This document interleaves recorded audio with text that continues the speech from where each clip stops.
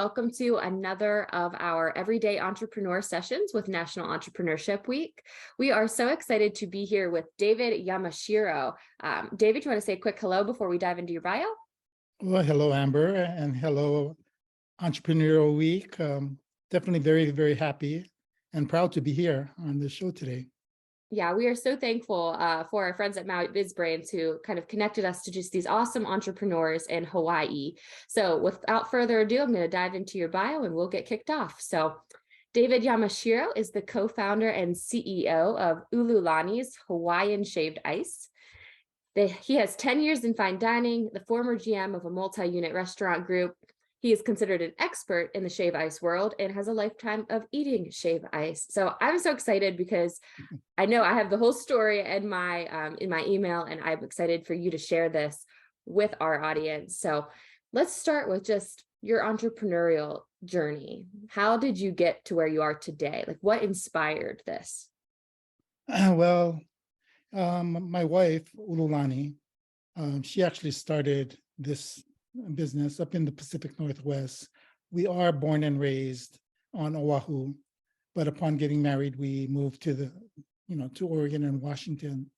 And every time we went to a festival or fair event, and we saw the long lines of shave ice, we would say, wow, let's get in line. And after we tried it, and there was no comparison, she would say, one day I'm going to open my own shave ice business. And one day she did. I love that. And I know that you guys kind of brand yourselves as gourmet shave ice. So talk a little bit about your product and what differentiates you from the shave ice market. Well, shave ice is something that's been around for many, many years, and in almost every country. They all have their own version of it. Korea, for instance, has papingsu. Japan has kakigori. Mexico has raspados or raspas. It can go on and on. There's just a multitude of versions of shave ice out there. And what we've done is with the Hawaiian shave ice, which has been around, I'm going to say since either the early 30s or 40s, and it came over from the Japanese plantation workers, and they would make shave ice on Sundays, their only day off.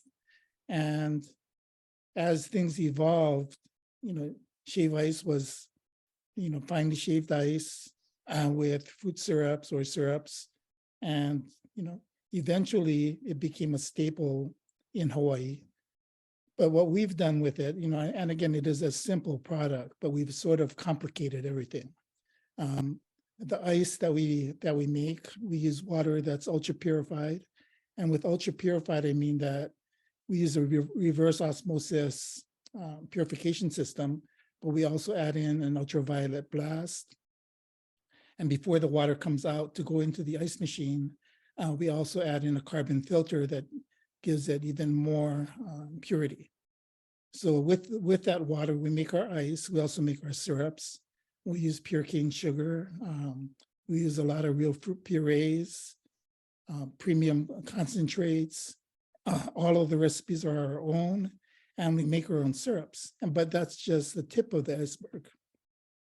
In addition to that, we also pack differently than everyone else.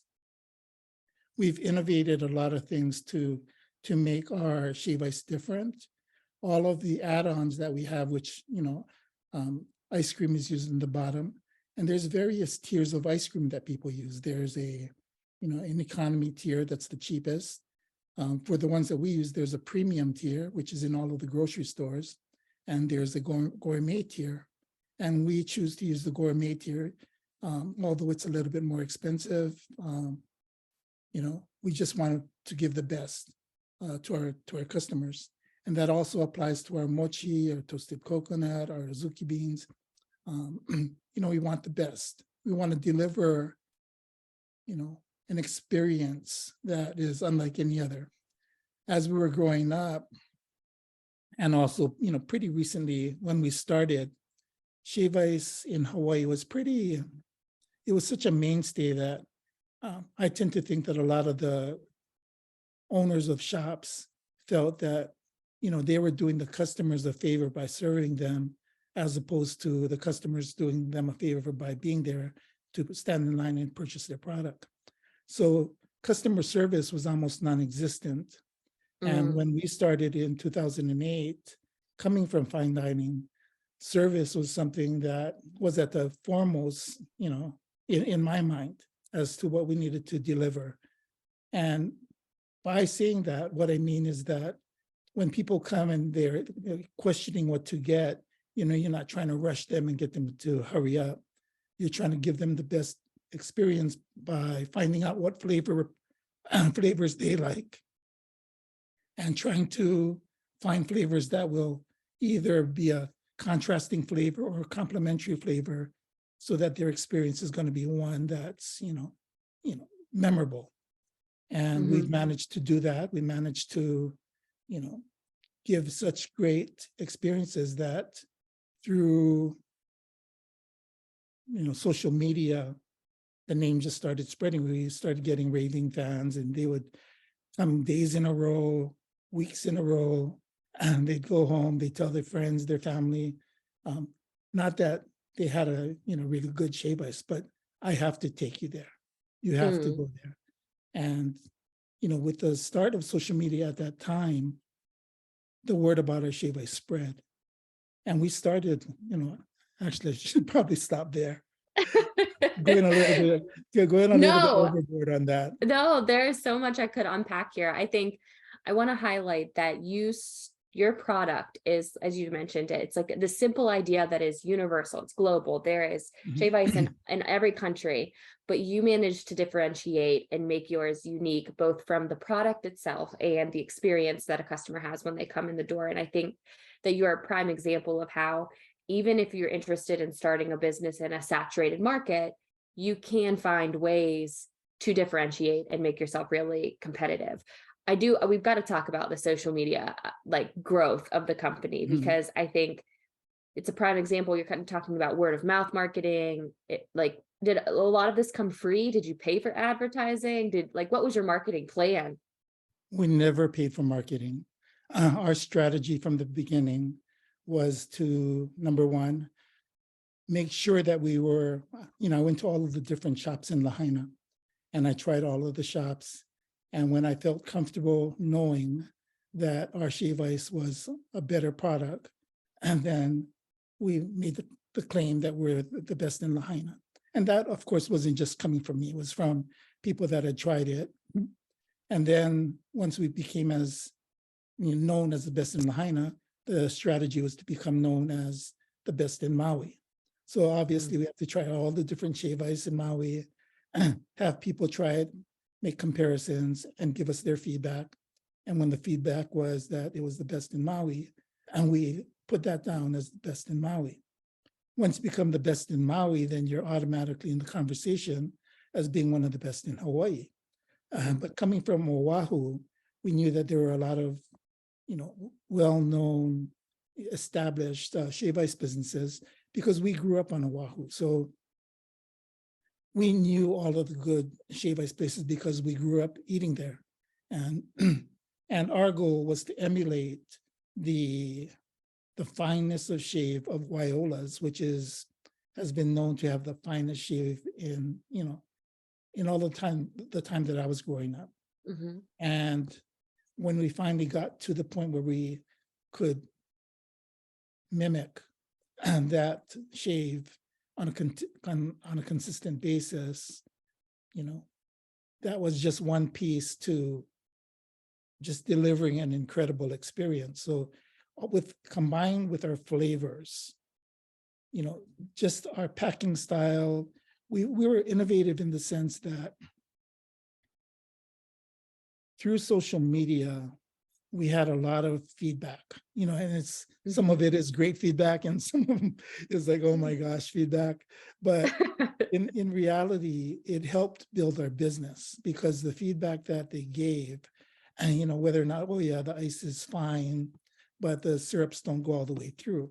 What that did for us is it made us think and find a way of helping the flavors to go down to the bottom.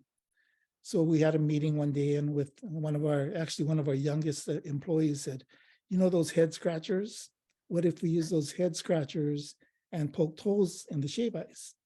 And so thought about it, tried using the head scratcher, but that, that didn't work. Like you literally took the head scratcher and applied it to the Yes, eyes. I did. But That's amazing. of course I did cut it so it didn't have the curve Sure. on there, Yeah. but it didn't work. But eventually, through time and through experimenting, we got that to work. And then we had other customers say, "Oh, it's great, they poke holes in that," but we still didn't have any syrup on the bottom. And so when we got that a couple of different times, then we said, we got to fix this. So we came up with our Ululani's guarantee. And the guarantee is if you encounter any white spots, that will come back to the front of the line and we'll pour as much as you want or need. So that's a differentiation that we have. Another one is we were the first to pour in thirds. Traditionally, everyone poured in a rainbow style, so they'd pour it in stripes. And I have to credit my sister, my older sister, for this, because when we were doing shave ice up in the mainland, and she would help us out, our standard was to pour it in ribbons, in stripes. And she was very stubborn, and she would pour it in thirds. And I would get very upset at her. I'd say, Diva, hey, you need to pour it the way we pour it. And she just wouldn't hear me. She just kept doing it her own way. But when we moved to Maui, and I actually tried her way, it was what I noticed was when you poured it in stripes, the middle flavor that you pour spreads out all the way, and the two ends, and that flavor is diluted. It's just a small portion, and a lot of it is blended together. When we pour it in thirds, you get a definite line and amount of of each flavor. In addition to that, in a ribbon style, you only get 5 colors on a rainbow, but You're good. excuse me. But in the third style, you get six different colors. So there's a few different distinctions that really make it a better way of pouring. But we were the first to pour it in that style as well. And I love this. Yeah, and that's evidenced by even Matsumoto's, which is the grandfather of shave ice, of them pouring it the same style that we do now. They switched their model to your style. Correct. Wow. Yeah. I love so many things. I love that I feel like a lot of companies or businesses might claim that they're the best as like a marketing promotion, but you literally went out, boots on the ground, tried all of the shaved ice, and then was like, I'm going to make mine the best. And you did the same thing each time. I love that. I think that's you've got to get out there. You can't just make that claim without making the quality be there. And I think that's important to, right. People will look right through that. They'll try you one time and then they'll not return. So sure. That's awesome. I also like that you listen to, I feel like a lot of times social media can be intimidating to businesses because you have this vision of what you want your company to be. And if you find out that maybe your customers aren't into that, it can hurt. Like I get that it can be painful if somebody doesn't like what you think is good, but I love that you all took customer feedback and just improved and continue to improve and continue to use that as like a growing opportunity. So I think that innovation, it just seems centric to your organization. Yeah, another piece that I think is a key piece is that normally when we grew up and we went to different shops, there would always be a few flavors that were really good that we loved. But when you tried the rest of them, they were pretty nondescript. And what we did when we started, my nephew would come over and we'd say, as well as my wife, Ululani, that we need to make every flavor taste good. So our goal, and we used our palettes in order to do it, and we made every flavor the way that we wanted it to be and taste. And that's a hard one when you're talking about 56 flavors to make every one of them good. Mhm. Granted, we have some that are better. The fruit flavors, we use so much fruit in them that it literally tastes like you're biting into the fresh fruit. So again, just that differentiation and that care in trying to make a clear distinction of what makes us good or better or the best. Sure. I feel like it's just pride and love for your product and Mhm. not putting anything else out there that's not up to your own standards. And I love that taught from the quality, from the service perspective. I've got to ask, we talked a lot about like the great things that have happened, but I think sometimes we learn best from our failures or many challenges that we face. So could you speak to any obstacles that you faced along the entrepreneurial journey and how you overcame them? Well, there's a lot of obstacles. For one, when you start off as a mom and pop shop, you're literally doing everything, and on your own. So that, and it doesn't help when you live an hour away from your shop. Mm, So, you know, between transportation being an issue, in terms of not, there's only one way going into Lahaina and one way out. There's actually two, but there's only one main way. Um, but, you know, between getting the ingredients and just beginning to get to the point where we're not dependent on us doing everything, that was, definitely, an obstacle. The mhm. second obstacle was our lines. Due to the popularity of our product. Doesn't matter where our shop is located, our lines are extremely long. And when the lines are long, while the neighbors, the neighboring businesses are very um, joyful that you're there when it's slow, because we bring a lot of traffic.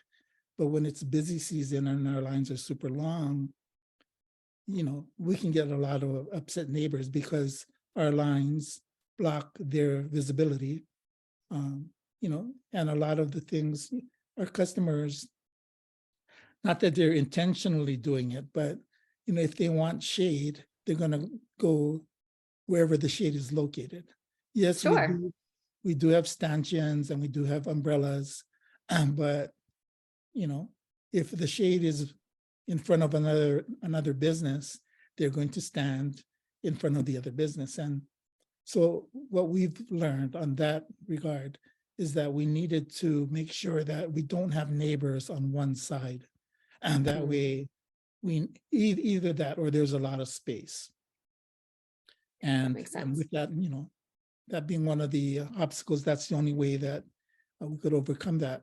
But scaling to the point that we can actually open, franchises across the nation and the world, uh, that takes a different thing when it comes to your syrups. And because you're not going to want to give your recipes out to every new franchisee that comes on board. Otherwise, that's one of the keys to our success is our syrups and our Hmm. flavors. So, but being able to, through time, find a way to get that to happen. We approached different manufacturers, and it always ended up, not being a good situation. And so what we ultimately had to do was we ultimately opened our own syrup manufacturing plant in the mainland because it didn't make sense to us if we're franchising in the mainland and elsewhere for us to be shipping ingredients from the mainland To to Hawaii. Hawaii and then from Hawaii to Maui or, from Oahu to Maui and then us shipping it back to them up there. So we opened our own up there. This way we could control our own destiny. We Mm, we knew, you know, that in terms of the scalability that we could grow with the demand for the syrups through our franchises. Um, so all of those different components were all obstacles that we had to overcome, but we did manage to overcome them. I think that's so interesting. Like your first obstacle was it's mom and pop shop. How do I get another employee in here to help us? And then it became, okay, we have too many franchises. Like, how do we scale the quality that we want to have to make sure that those franchise locations are like our brand, that they are still that quality? It's like, and then then there's a challenge in the middle about there's too many people. That's kind of Yeah, nice. what was pretty cool was, when I first started, or when we first started, excuse me, Oh, you're fine. someone's, okay, so when we started, there were a lot of workers in the area that would come and they would say, you know, because of what happened when we moved and opened the shop, my wife, Ululani, was still up in the mainland. So I was working the shop by myself, and, I would be busy, and a lot of the, employees in the area working at different businesses, they'd come by and they would say, "Uncle, do you need some help? I can help you." And I'd say, "No, no, no, I have it." And they said, "No, for sure. You don't have to pay me. I'll work for free." And I said, "No, that's not cool." But, they would repeatedly offer that, whether or not it was on a daily, weekly, or every time they came and had shave ice. So ultimately, when, we could hire someone, they were the first ones that we asked. And Aw. they were unbelievable because we were able to see their heart from the very beginning. And that's another obstacle, is actually finding the right people that works, that will work with you. And because you cannot train nice, right? Mm-hmm. You can train everything else, but genuine heart, genuine aloha, that comes from their being. And so we were able to see who it was that we were hiring. And we started it off with such a great crew. And it still continues today. We try our best to, you know, to hire that quality and that caliber of employee, and Mm-hmm. and we've been able to do that. So it's wonderful. I love that. I think you speak to one of our questions. We are really big on ecosystem and the people that help entrepreneurs get started. And so you had these volunteers that became your first employees.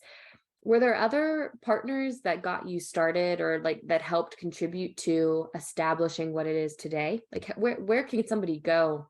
I know Hawaii has some challenges around getting product in to, like, just who helped you get started? Well, that's a great question. For one, there's a group on Maui called Maui Business Brainstormers. And from the very beginning, they were a support system, in the sense that, any resource that was needed or necessary, um, I could go to the meetings, ask, and that would be available. Also, in terms of partners, excuse me, um, Ululani, of course, my wife, she's one of the co-founders. Brad Edgerton, who is my best friend's husband and was a business partner of mine in the mainland, he's another co-founder with us. And then we had another partner that came on board, and really she didn't come on board initially as a partner, but as a franchise inquirer. She wanted to franchise from us. But as we had a conversation about, you know, about franchising and the growth of our business, she was a global business person. She had multiple global businesses, and we were very blessed to have her, come on board. But what she did was, can you hold on for a second? Yeah, yeah. Do you hear that that noise in the background? No. Okay. So when she came on board, we had our initial meeting, and this is really funny. So she would have a chalkboard, and she would say, "Okay, who's making the syrups? Who's picking up the ingredients?" And I'd raise my hand. Who's doing the marketing? I'd raise my hand. Who's, you know, who's responding to reviews? I raise my hand. Who's putting the reviews out there, or the posts out there? I am. Who's taking all the pictures? I am. Who's, who's making the ice? I am. And everything was I am, I am, I am. And so my list was extremely long, and Ulu's list was not as long, and Brad's list was not as long. And here I am, pretty proud of being the one that's doing everything. And then, she says that that's not a sustainable model there. You cannot be the one that's doing all of that. And then during that meeting, there was a call, and it was one of our shops, and one of our employees was calling Ulu and saying, we're out of strawberry syrup. So Ulu's getting ready to leave the shop, leave the meeting to go and make strawberry syrup for that shop, because one of the things that we don't want is to ever run out of product, So what this partner said, and I'm leaving her name out, intentionally. She doesn't want to be mentioned. But what she said was, she's going to help us set up our infrastructure, and once that is done, we cannot contact any of our employees for 1 month, and they cannot contact us. And if we can get through that, then we have a business. And if we cannot get through that, then we don't really have a business that's scalable or sustainable. Interesting. Yeah. Okay. So So that how did that go? Like, did it work? it worked, we passed that 30 days, and it was a rough 30 days for sure. But, it was also an eye-opening moment for us when, when you think you're the, that you're the one that needs to make everything happen. And when you find out that, hey, that they can get by, without our continual, us continuously being there. Another good part is Brad. He was a stickler from the start for us to make sure that every expenditure, every piece of money that we brought in, took out, and that everything was documented and everything was straight from the very, very start. Because as a cash business, it's pretty easy to, to put some money in different areas. Yeah. But from the very beginning, we were, straight. So as things happened for us, as we started, whether or not we needed to get a loan for something, which for the most part, we did not, we self-funded everything. And by self-funding everything, that meant that we were not taking profits for a long period of time. We continuously opened different businesses and just had to keep putting money into the business. So for a long time, we didn't realize any profits. And it's really difficult because when people see you, and they see all the different businesses that you have, they think, oh, they're just rolling in the dough. So far from the truth, when we're putting all the money back into the business to grow it to the point where it's actually rewarding, Mm-hmm. If we were to take the money and just do it, whatever, it wouldn't have been, we wouldn't have been able to grow to the point that we are at right now. Yeah. I think you spoke so much to just like things that entrepreneurs should keep in mind. It's super important to work on your business, not just in your business, which is what that 30 days really forced you to do. For sure. And then also this idea that you should reinvest in your business. Like I do a lot of teaching, like K-12 students around entrepreneurship, and they think it's immediately a moneymaker. And we're trying to like talk about that narrative of it. You got to reinvest in your business. It's not going to turn a profit right away. The goal is to build it. And so I think that speaks really powerfully. My last question before we wrap up, if you had to give one piece of advice to aspiring entrepreneurs, what would that be? What I would say is, for one, set a goal. Put your dream out there. Think hard. Think about something that you love to do, or that you think is going to be a profitable venture. But make it large and put it out there. And every minute, every hour, every day, every week, every month, every year, do something to move that process forward. And there's going to be a lot of obstacles, things come up, tragedies happen. There's a lot of things that could derail you, but do something to move it forward all the time. And ultimately you'll get to where you want, but don't get discouraged and don't get swayed away. I love that. I think that's so powerful. I had another interview and she said, I like to fill my plate, but I take small bites. And I was like, that is perfect. Yes, for So, sure. yeah. Well, thank you so much for being here. Where can people learn about your product? Do you have a website, social media handles that you could mention? Yeah, Ululani's ShaveIce.com is our website. At Ululani Shave Ice, that's Instagram as well as Facebook. But just go online. This is one piece that's pretty key as well. We do make the claim that we're considered one of the best in the world, but don't take my word for it. Ask Google or ask Siri. So let me just share this with you real quick. Wait, Siri will tell me that? Yes. Oh So, my goodness. hi Siri. What is the best shave ice in the world? They got Chivas Regal on there. They didn't hear me. Hold on, let me try it again. You're good.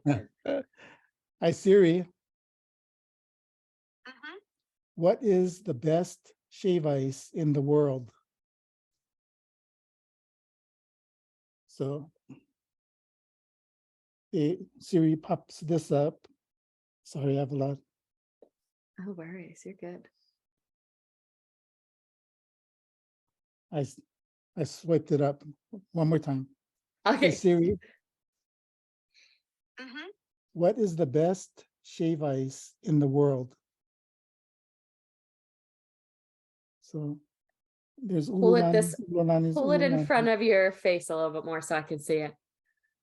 Oh, it went away. I will add it. I'm gonna add it. Yeah. Because I believe you. That is incredible. Like such a power of like digital presence. Yeah. So again, when it pops up on the first page, we're dominant on the first page. Any one of the three that you click on, Are the Ululani's will first be there. three. That is amazing. Oh my gosh. Okay. That's so powerful. So basically, all you guys need to do to find out about their product is Google best shave ice in the world and it'll come up. So perfect. Yes. Well, thank you so much for your time. We're so appreciative. I think you had a great story to tell and we're hoping that that will inspire others to pursue their dreams. So thank you very much for being here. Thank you so much, Amber. I really appreciate the opportunity here. Thank you, Maui. Definitely appreciate you. And thank you, Maui Business Brainstormers as well. Mahalo nui. Yes. Thank you. Thank you.